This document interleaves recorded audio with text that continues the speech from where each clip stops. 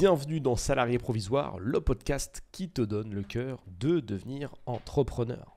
Il m'est arrivé un truc un petit peu sympa il n'y a pas longtemps et ça m'a donné une idée d'épisode. Tu connais maintenant un petit peu la méthode, je vis des trucs et je me dis ah ouais, ça peut être intéressant pour le business et pour comprendre des choses sur les humains qui vont te permettre d'aller plus loin et de passer des steps qui peuvent être très intéressants. Alors, pour cette histoire, je vais devoir faire attention parce que la personne peut éventuellement écouter ce podcast à tout hasard, hein, ça peut arriver. Et puis, elle va fréquenter potentiellement des réseaux sociaux sur lesquels elle est susceptible de voir ma tête. Donc, je vais tâcher d'être discret, mais la notion qu'elle va me permettre d'explorer aujourd'hui, qu'elle va me permettre de te mettre en avant aujourd'hui est trop importante pour que je passe à côté. Okay, donc, j'ai eu recours à un certain service.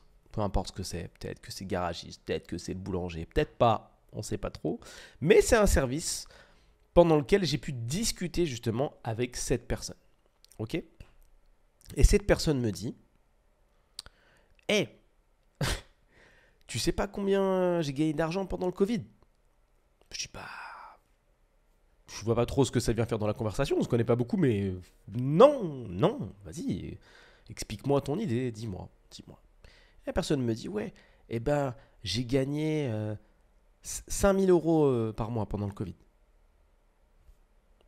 Écoute, bravo. Et je vois qu'après l'annonce de ces 5 000 €, elle bloque. Tu vois, elle dit 5 000 € par mois pendant le Covid. Tu vois, elle attendait une réaction qui apparemment aurait dû être waouh, mais non, bon, c'est fou, comment 1, 2, 5. Waouh, c'est très bien. Franchement, c'est très bien. C'est un salaire qui te met dans la case riche, en tout cas en France, parce qu'à partir de 4 008 ou 5 000, tu es considéré comme étant riche. Donc, félicitations. C'est ok, c'est top. Mais je vois qu'elle bloque et que pour elle, c'est super important et que c'est exceptionnel. Ok. Et c'est très bien. Encore une fois, c'est très très bien. Elle me dit ça. Et après, elle me détaille le calcul. Elle me dit, écoute, tu vois, moi, pendant le Covid, les gens, ils m'appelaient de ouf, ils avaient besoin de moi. Donc, tu comptes X euros par personne, tu multiplies, parlez doucement en plus, le nombre de personnes par le nombre de jours. Le nombre de jours, ça te donne un nombre de semaines. Le nombre de semaines, tu multiplies par 4, puisqu'il y a 4 semaines dans le mois. Et dans le mois, hop, ça fait 5 000, non? Et je vois qu'elles se sont obligées de me faire la découpe mathématique de ce somptueux calcul, alors que j'ai compris. Mais tu fais ça quand tu veux enfoncer le clou ou quand tu veux appuyer sur quelque chose qui est incroyable, tu vois, où tu dis écoute, j'ai fait une vente de ouf, j'ai acheté une maison X et derrière je l'ai revendue 400, 500 000. Mais non, explique. Regarde, là j'ai négocié tant, j'ai enlevé à droite, j'ai enlevé à gauche, les travaux avec lui, j'ai fait ci, j'ai fait ça, là ça fait tant et à la fin boum, à la revente ça fait tant. Là t'expliques parce qu'on parle de somme à 6 chiffres, c'est balèze, tu vois. Tu as envie d'expliquer ton modèle, tu as envie d'expliquer ce qui s'est passé.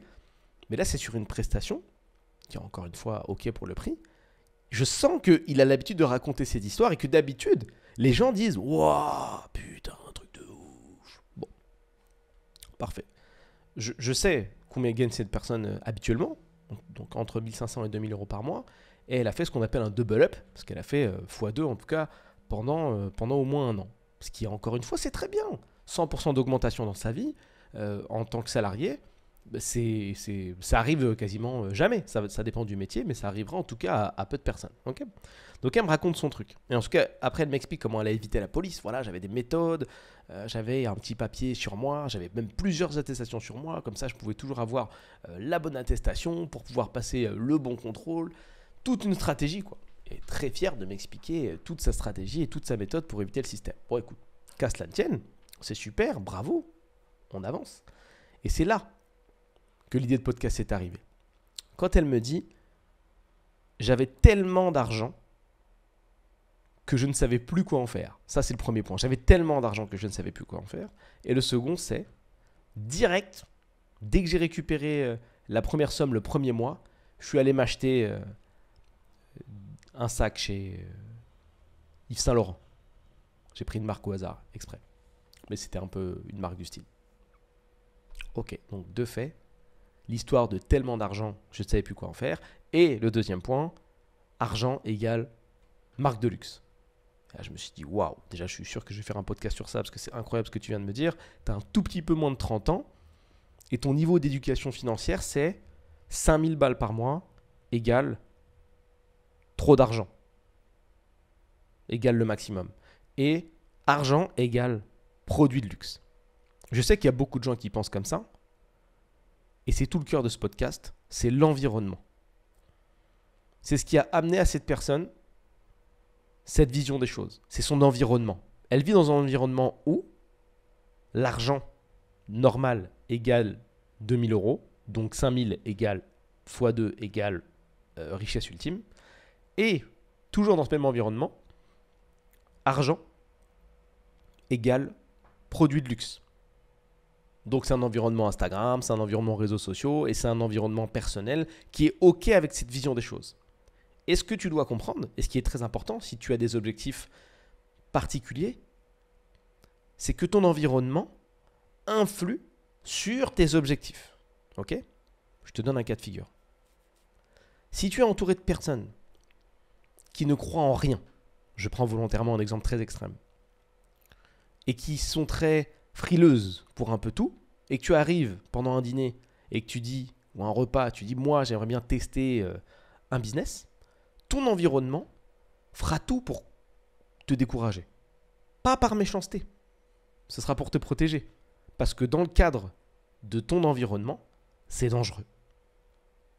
Et comme tout le monde est frileux autour de la table et que la frilosité est contagieuse, autant que la businessité ou l'entrepreneurialité, on va te freiner. En disant quoi ? Tu veux tester, Julien ? Mais non, c'est dangereux. Imagine, tu perds ton argent. Imagine, ça marche pas. Imagine, il y a des gens qui te volent. Imagine. Non mais imagine. C'est fou. Et toi-même, quand tu es en train de lancer quelque chose, quand tu veux développer ta boîte, parce que comme d'habitude, ça devient embêtant à deux échelles. Ça devient embêtant à une échelle de lancement et ça devient embêtant quand tu as déjà ta boîte. J'y reviendrai plus tard. Donc, tu vas avoir des gens qui vont te freiner.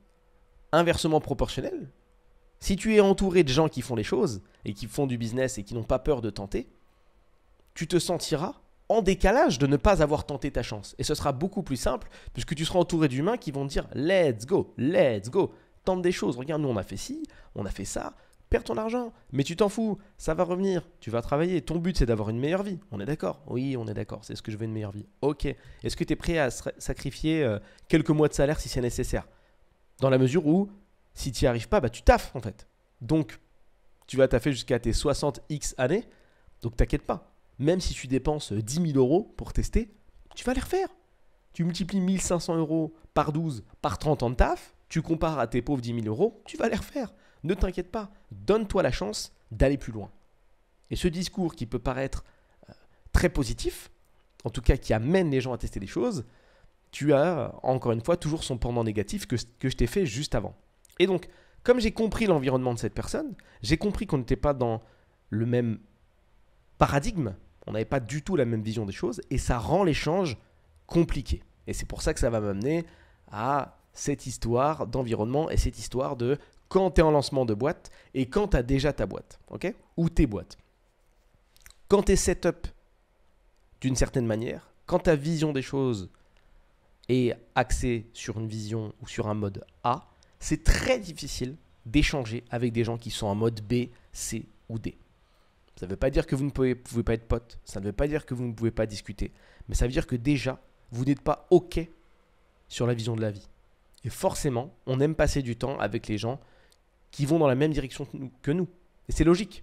Tu ne peux pas avoir des potes qui détestent les restos que tu aimes. Tu ne peux pas avoir des potes qui détestent les films que tu aimes, qui détestent tout ce que tu aimes. Tout. Tu ne peux pas aimer passer du temps avec ces gens-là. C'est difficile. C'est difficile et ça s'arrêtera au bout d'un moment. Parce que vous n'avez pas la même vision des choses.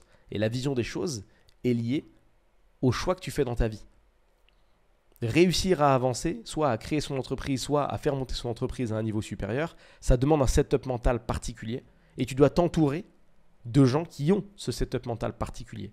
Tu ne peux pas réussir à aller loin si tu es entouré de personnes qui te disent « Non, c'est dangereux, ne fais pas ça, surtout pas, non ». C'est difficile. Tu vas douter, tu as besoin de soutien. Pareil pour ta boîte, tu ne peux pas la faire passer au niveau supérieur si dans ta boîte, et ça arrive, tu es entouré de personnes qui vont à contresens. Il faut travailler tous dans la même direction. Il faut tous être équipés du même cerveau. L'avantage, c'est que c'est un muscle et qu'on peut le faire travailler, faire entrer des connaissances dedans, connaissances qui sont refusées en fonction des tempéraments de manière plus ou moins véhémente. Mais bon, ce qui est génial, c'est de pouvoir s'entourer de personnes qui peuvent réfléchir et qui peuvent prendre plaisir à absorber une nouvelle connaissance et aller un petit peu plus loin dans la réflexion. Et donc, je reviens sur ce gars. J'ai vu donc qu'on n'était pas dans le même paradigme, mais c'est OK.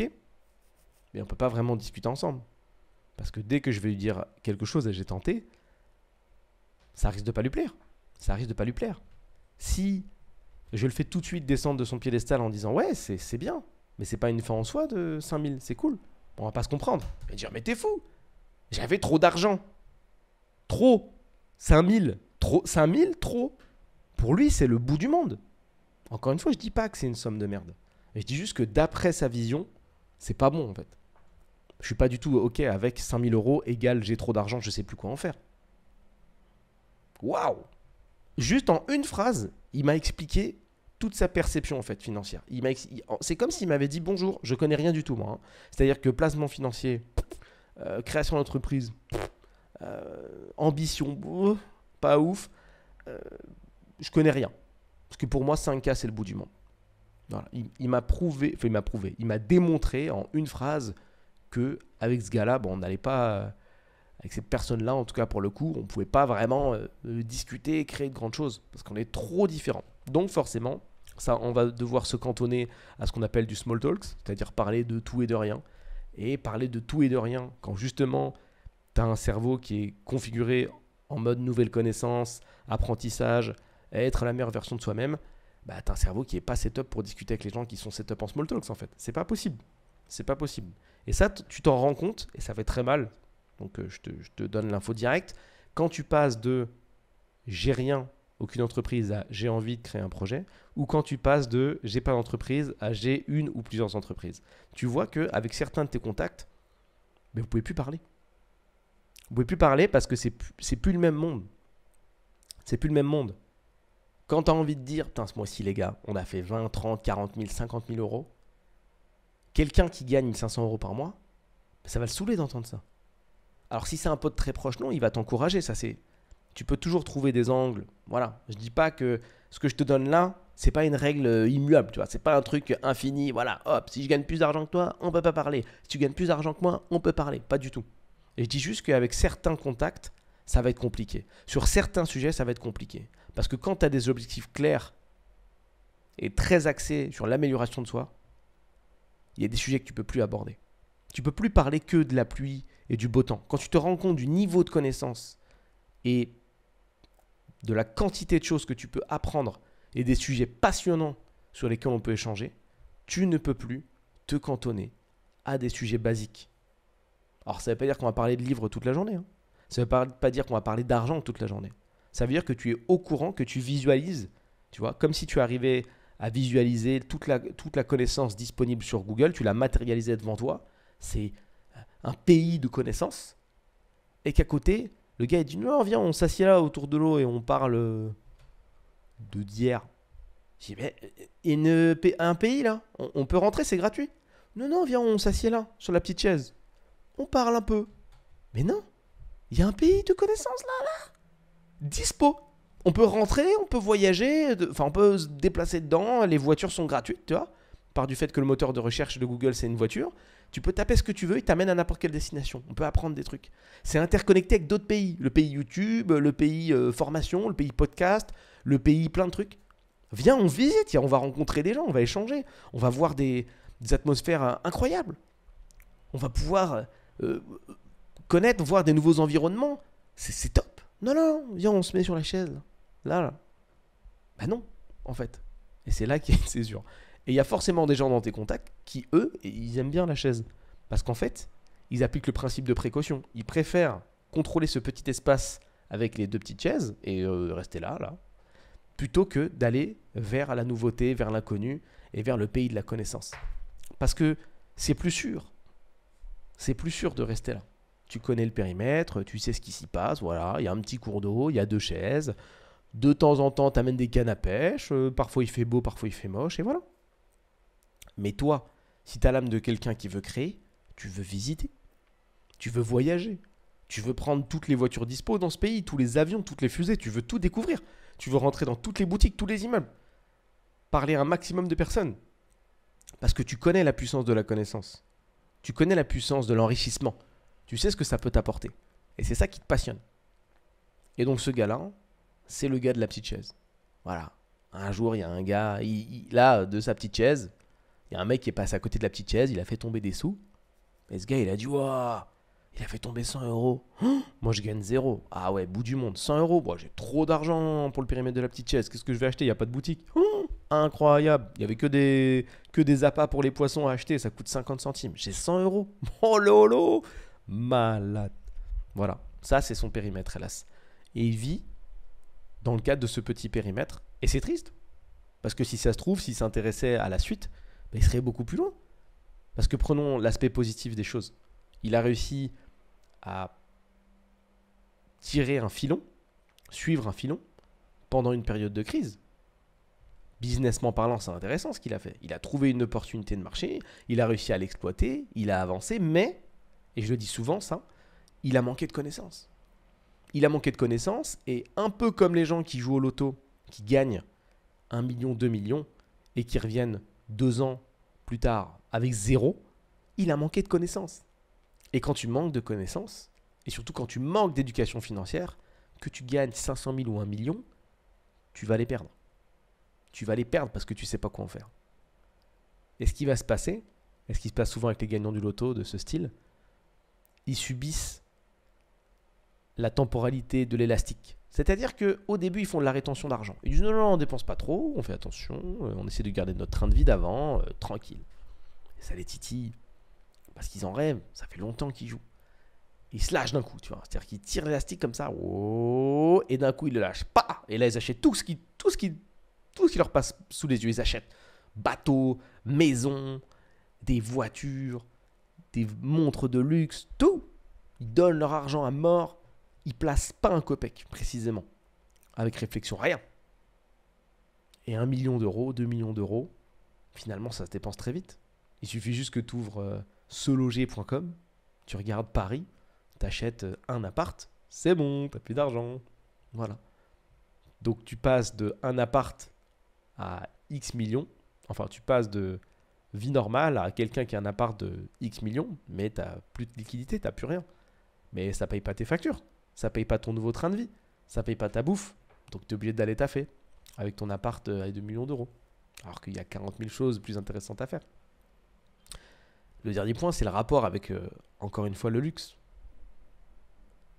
Est-ce que le créateur de Louis Vuitton, il porte du Louis Vuitton? Est-ce qu'il met des t-shirts avec marqué Louis Vuitton? Il ne fait pas ça, en fait. Enfin, il n'y a que les gens qui rêvent d'être riches qui font ça, en fait. Et ça, c'est triste. La richesse, c'est pas avoir des articles de luxe partout. Et ça, c'est un truc qu'on voit beaucoup dans le rap. Même si j'écoute beaucoup de rap, je suis pas du tout OK avec cette vision-là parce que ça transmet quelque chose qui est assez mauvais. C'est quelque chose qu'on voit également dans les films. C'est pareil. Toujours ce lien. Argent égale acheter des trucs de luxe, etc. Mais non. C'est sûr que c'est moins sexy si on te dit argent égale placer de l'argent et ça fait des petits et comme ça tu vis la vie que tu veux. C'est vrai que c'est beaucoup plus standard en fait finalement. Les films seraient beaucoup moins sexy. Tu suis la vie de... En vrai, si tu devais suivre la vie de quelqu'un qui a de l'argent, il a un train de vie tout à fait classique. C'est tout. C'est bien placé, c'est OK. Il assure sa descendance. Il assure peut-être plusieurs générations derrière lui. Souvent, comme c'est un mordu de taf, bah, il va au taf. Travaille en fait. Tu peux le croiser dans le métro. Allez, pour se chauffer, il peut prendre un Uber si jamais il a la flemme. Mais s'il y a des embouteillages et qu'il habite à Paris, bah, vaut mieux prendre le métro comme tout le monde. Il va même se lever plus tôt qu'un gars qui a un taf. Il a un bureau un petit peu plus grand parce que c'est sa boîte. Mais bon, il se paye ce qu'il faut. Hein. Il se paye pas 10K, 20K, 30K par mois. Si bien sûr c'est quelqu'un qui s'est fait tout seul, ça va être souvent cette configuration-là. Il fait des petits achats optimisés. Il va acheter de l'IMO. Voilà, il va acheter un petit immeuble un peu sympa en province pour pouvoir faire des petits, encore une fois. Et puis il va suivre son chantier à la main de temps en temps. Il a une vie un peu cool. Mais il taffe en fait. Il taffe bien souvent comme une brute. Mais c'est pas la vision qu'on veut avoir de ce gars-là. On veut que voilà, ils roulent sur l'or, s'achètent tout, truc de luxe, féfé, costume, un peu comme le mec, et il l'a très bien compris, un peu comme le mec JP Franguin là, qui avait fait la question est vite répondue. Il a incarné ce qui est pour les gens la richesse. Voiture de luxe, costard, champagne. Mais qui fait ça dans la vraie vie? À part un milliardaire qui a hérité ou ce genre de conneries là. Ou quelques personnes spécifiques. Encore une fois, il n'y a pas de règle. Qui fait ça? Qui rêve de flex en permanence et de sortir de voiture de luxe en costard? Non mais est-ce que c'est pas la vision la plus triste? C'est ça ton objectif? Oh putain. Si en tout cas c'est ça aujourd'hui ton objectif, ça va vite s'arrêter. Hein, parce que c'est tellement pas tangible. Tu pourrais le faire même avec 2000 euros ça. Tu loues une voiture de luxe, tu t'achètes un costume et une bouteille de champagne et ça y est, c'est fait. Réalise ton rêve. Mais ne base pas ta vie sur ça. Hein. Parce que franchement, c'est franchement pas grand chose. Il y a vraiment mieux à faire. Tu sais qu'un jour je parlerai d'investissement, de placement et de méthode. Et tu verras ce qu'il y a moyen de faire. Et comment c'est 1000 fois plus excitant de faire construire des choses, de faire du dur. Et ça t'apporte une capacité financière qui n'a rien à voir avec le fait d'aller chez Louis Vuitton. Même si c'est cool d'acheter des trucs là-bas de temps en temps. Ça ne doit pas être un objectif. Dire ah ouais, mon rêve c'est d'acheter des sacs en pagaille, de sortir avec plein de sacs Louis V, boum. Ouais, pour le faire, tu peux rigoler de temps en temps, ok. Mais ça ne doit pas être un objectif. Ça sert à rien. Une fois que les objets ils sont achetés, ils sont posés, tu vois. Tu les poses, les mets dans ton armoire. Voilà, t'as acheté ton truc. C'est cool, c'est agréable. Il faut savoir se récompenser. Je suis ok avec ça. Même moi, je l'ai déjà fait et c'est bon. C'est super cool. Mais ça doit pas être un objectif final. Faut pas que la finalité de ta life, ça soit ça. Acheter des trucs chez Louis Vuitton. Et j'en vois trop des comme ça, des mecs. Dès qu'ils ont un peu d'argent, pas Louis Vuitton, direct. Allez, boum, j'ai réussi. 5000 euros par mois. J'ai trop d'argent. Je sais pas quoi en faire. Et encore, j'ai arrêté. Je lui ai même pas posé plus de questions que ça parce que je savais qu'il allait m'énerver avec la suite de sa réponse. J'allais lui dire, mais si je fais ton petit calcul, là, si je fais ton 5000 par 12, ça fait 60 000 euros. Ils sont où tes 60 000 euros? T'en as fait quoi? J'ai pas osé demander. J'ai laissé finir ce qu'il avait à faire dans le cadre de cette prestation. Et je suis parti. Et je me suis dit, waouh, putain, man, c'est chaud. C'est très très chaud. Ce qu'il faut que tu retiennes de tout ça, c'est fais attention à ton environnement parce que ce qui pousse ce gars à faire ça, c'est aussi son environnement. Je suis pas convaincu qu'il avait été tout seul sur une île déserte. Il aurait eu cette réflexion-là de sable de luxe, de sacs de luxe également et d'achat et de flex. Si tu es tout seul, tu n'as pas besoin de te la péter auprès des gens. Fais attention à l'incidence des gens dans ta vie. Tu vois, tu ne dois pas faire des choix par rapport aux gens. Il faut faire des choix par rapport à toi et à tes objectifs. Mais il faut commencer par les définir et savoir où tu veux aller. Et ce gars-là, c'est pas le cas, tu vois. Il sait pas où il va. Il sait pas où il va. Donc quand il gagne de l'argent, essaye de réfléchir à savoir comment il peut plaire aux gens. Que tu aies zéro business ou que tu aies un business, garde-le en tête. Parce que j'en vois aussi dans les dirigeants que j'accompagne qui veulent trop plaire aux gens. Ils disent ouais, mais que va penser ma famille? Que vont penser mes salariés? Que vont dire tel ou tel concurrent? On s'en fout. On a une direction de jeu, on a une stratégie, on la met en place et on s'y tient. On ne peut pas plaire à tout le monde. Il y aura forcément un peu de casse. Ça fait partie du jeu. Et il faut être OK avec ça. Quoi qu'il en soit, si tu veux arriver à un certain niveau, entoure-toi des bonnes personnes parce qu'elles existent. Vraiment, elles existent. Il suffit juste de les rencontrer.